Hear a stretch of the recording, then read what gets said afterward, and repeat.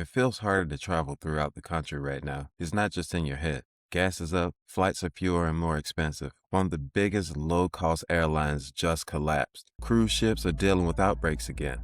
And the agencies that are supposed to keep all of this moving, transportation, safety, public health, they're all stretched, politicized, and are understaffed. So when travel gets expensive, life tends to get smaller. And when it gets unreliable, more chaotic, people start to get frustrated.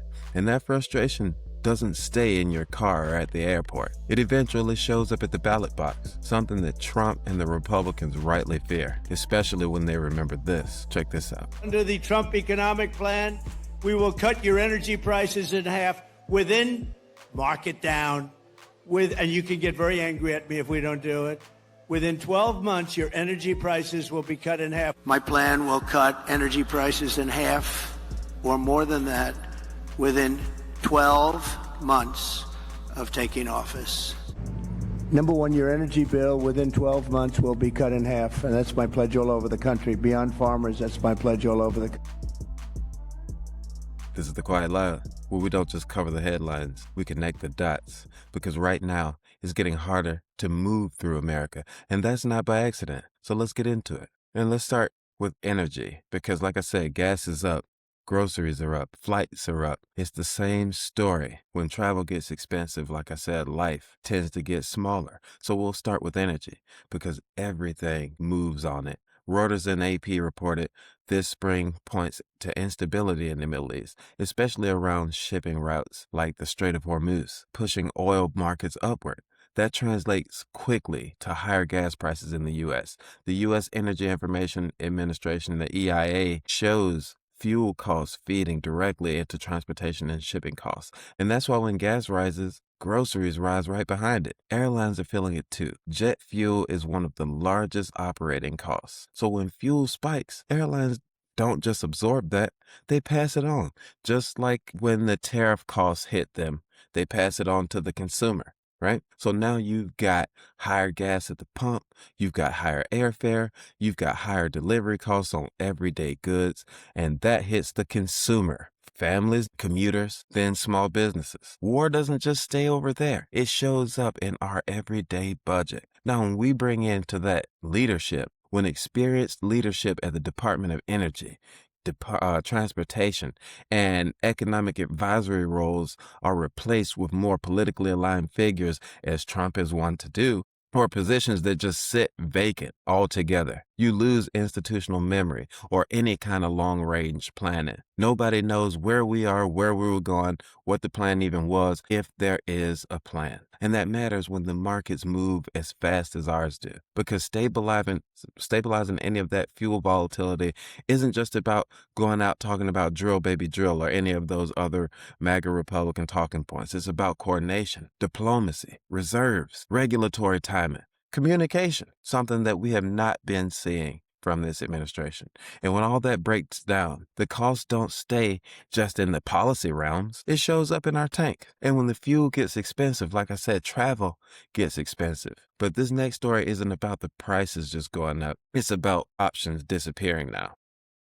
Reuters reported that Spirit Airlines collapsed in early May of 2026 after surging fuel costs and a failed restructuring effort. Okay, stranding passengers and impacting roughly 15,000 workers and independent contractors. Now, here's the part that people miss. Spirit wasn't just one airline. It was pressure on larger carriers to compete with the lower end. Even if people complained about the experience they were having, it gave folks a lower cost option for traveling the country. So last year, Spirit accounted for roughly 5% of U.S. flights. That's not a small feat. And when that disappears, we end up with fewer routes and less competition, higher baseline fares. All right? This is already happening as the airline industry consolidates.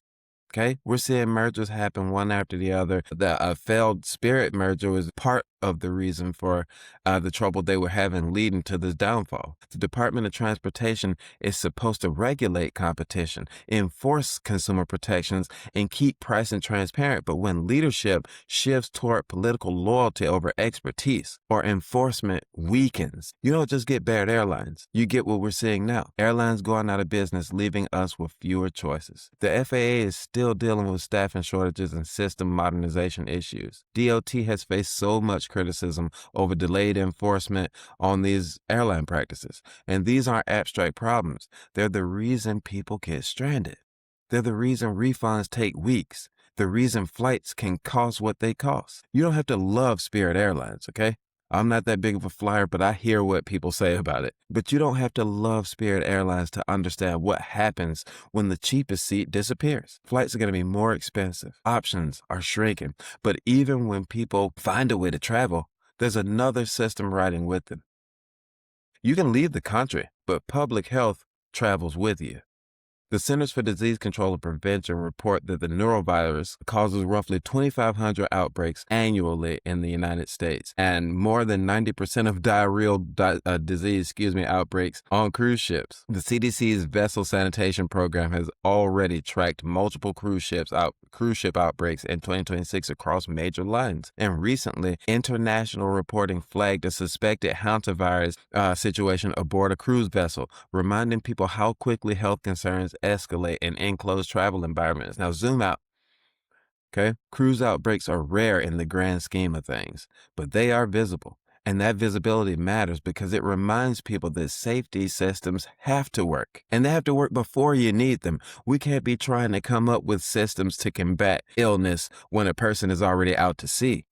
Okay, those systems have to already be working. Those systems live inside the CDC, the NIH, the Health and Human Services. And when those agencies face all kinds of, questionable and dubious leadership turnover and political pressure and budget uncertainties, you don't always see it immediately, but you feel it when the response times are low, or the guidance gets muddled, or prevention weakens, and people start getting sick, and the outbreaks are closer and closer together, because public outbreaks and public health doesn't stop when you get on that boat. Everything needs to be regulated, and we know that's something that Trump and his folks don't like. They don't like the rules. They don't like the regulations because they don't want them and their rich buddies to have anything to follow, anything that might make them liable for the things that they're doing wrong.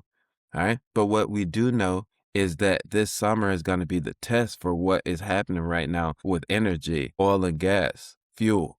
Okay. What we do know is that people don't vote on policy. They vote on how life feels. All right. So let's put that all together. Gas prices are rising. Flights are getting more and more expensive. Travel options are shrinking. Public health systems are under pressure. And that's not just one issue. That's our daily life. That's our quality of life. And here's where it turns kind of political, because people don't study appropriations bills to the word. Okay. What they remember is what they paid, what the wait times were like, what didn't work. All right. People might not vote on the letter of transportation policy, but they vote on how it feels to them, on how it affects their daily life, their quality of life. And for Trump, this is a competence test, because as long as he has been a public-facing politician, as long as his name has been on the ballot, he has been espousing that he alone can fix it. All right? We're seeing all of our systems be tested right now. All right?